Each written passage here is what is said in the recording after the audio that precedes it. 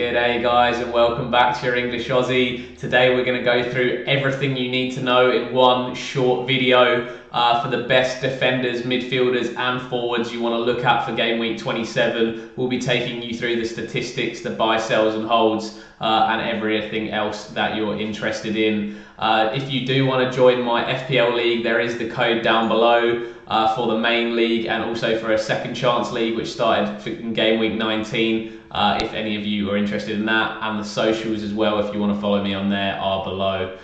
So we'll kick straight off with the defenders, and in the tier 1 buy we do have Trent Alexander-Arnold and Ryan Ait-Nouri. I think these two defenders at the moment have the best fixture run coming up.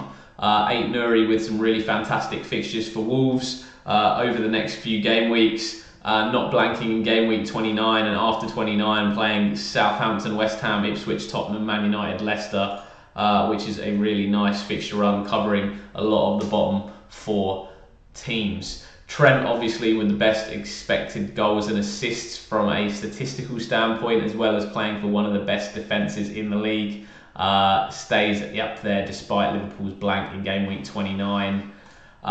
In the tier 2 buy section is Konate from Liverpool, just for that strong defensive standpoint, and Gvardiol from Manchester City. The reason he is included is just because of his goal threat for Man City. Man City changing things up at the moment and looking a little more offensively threatening, and Gvardiol starting to get into some of those more attacking positions up that left wing.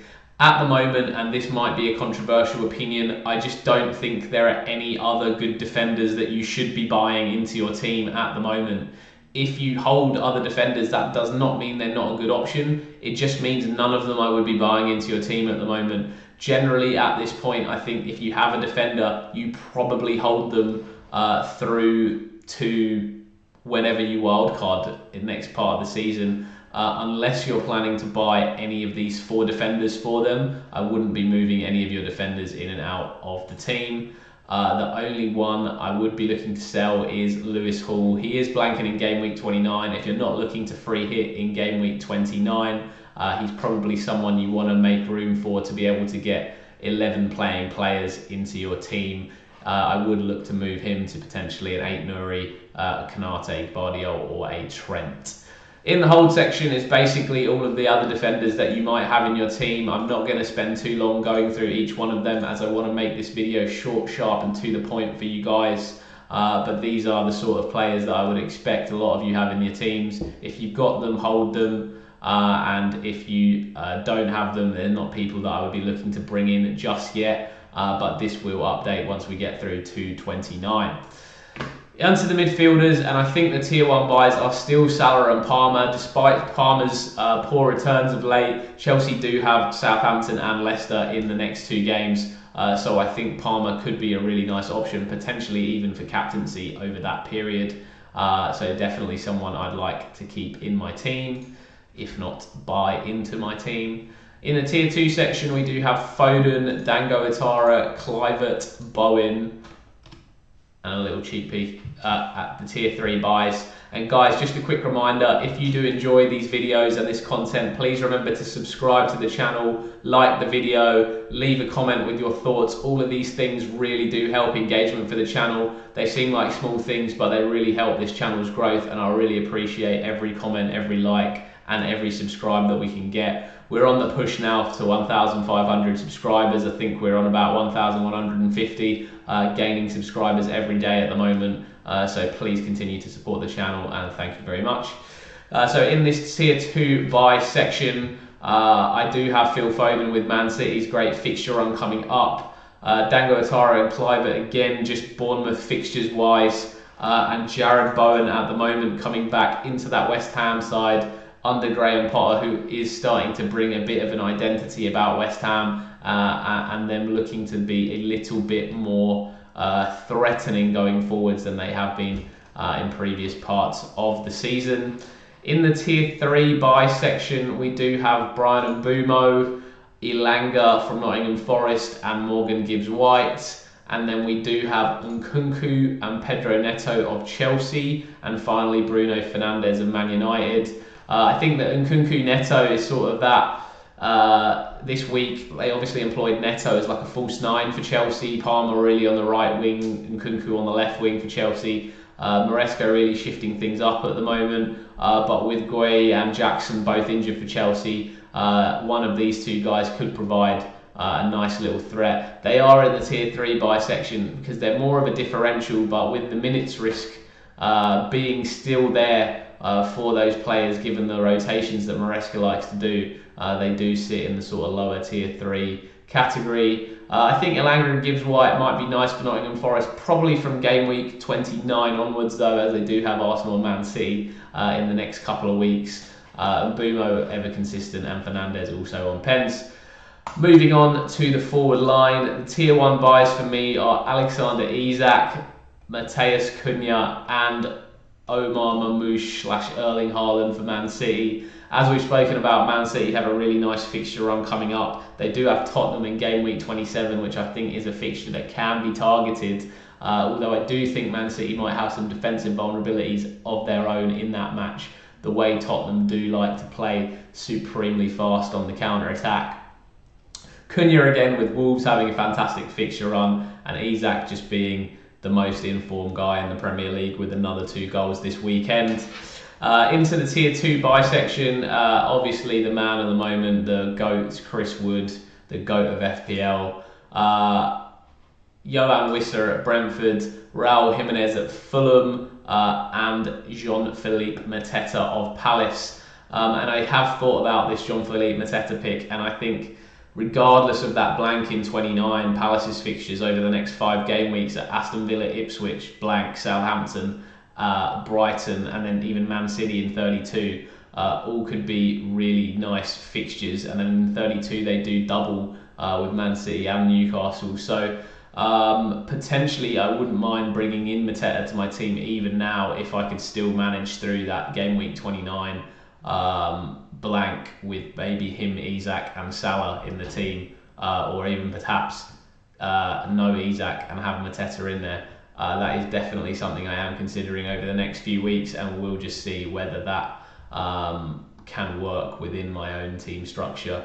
And you should also make sure that that works within your team structure before going for something like that. Obviously been in fantastic form for Palace. In the cells, Jackson and Evan-Nilsson both injured.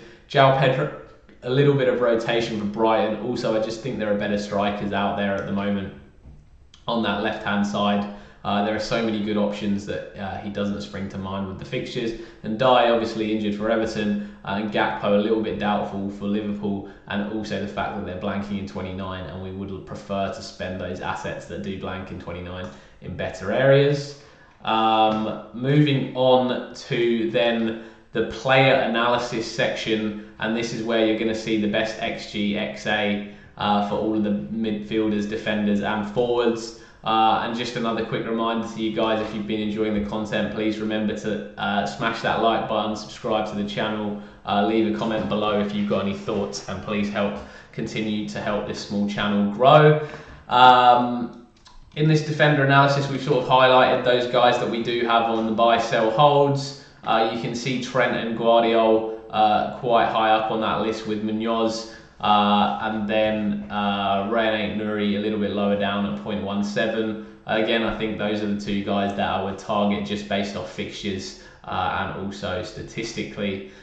Feel free to screenshot this and look in your own time at any of those guys that you are interested in. Again, I might try and keep this video as short and concise as I can. In the midfielders section, obviously Mo Salah and Cole Palmer continue to lead the way. Both of their expected goals and assists, non-penalty goals and assists, have been declining over the last sort of 3-4 weeks. However, they still remain the best options for me in that midfield area going forwards. Again, feel free to screenshot this list, have a look at anybody that you're interested in and where they stand. Please make sure to take a look at sort of my tactical analysis on the game weeks, perhaps from the prior game week as well, and I'll leave a link to those up above just to match that up with the statistics, as we know that they don't show everything, and that is a big part of this channel and the progress we've seen to get to this 55k overall rank at the moment. and hoping to continue climbing up the ranks due to that sort of niche tactical insights as well. Finally, in the forward line, we still have Erling Haaland and Alexander Isak leading the way. Omar Mamouche does slot in here at 0.47. He would sit just in between João Pedro and Chris Wood. However, his expected goals and assists per 90 have been increasing over the last couple of weeks. With Haaland having suffered a slight thigh injury as well, I would say that Mamouche does become an even better option for Man City if he is leading that line by himself.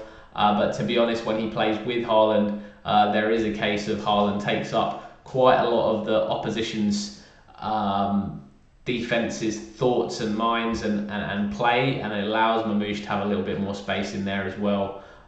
So definitely that is something to consider. And finally, just what I wanted to show you guys is sort of the team defensive fixture difficulty ratings that I've put up for you guys, sort of using my own view and not the FDR tracker. I think this is a lot better and more concise based off the current league table.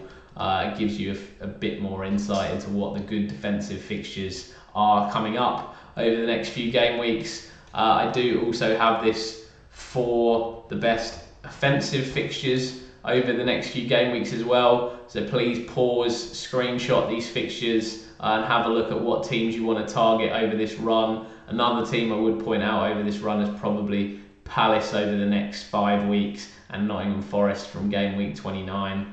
Some other ones that are not highlighted here that you might want to take a look at. Finally, thank you guys again for watching all the way through these videos. Please remember to like, subscribe to the channel, and hopefully I can continue to help you guys improve and get up those ranks, win your mini leagues. Please leave a comment with any transfer questions that you have for your own teams, and I'll of course be doing a live stream. I'll be doing team reviews on that live stream if you can post your team IDs, and answering every question that there is. That is the benefit of being a slightly small streamer. I can get through to all of you guys. Thank you guys so much for the support so far this season. It's been really amazing, and let's hope we can push on to that 1500 subscriber mark. Thanks again. This has been your English Aussie. Have a great week, everyone, and catch you later.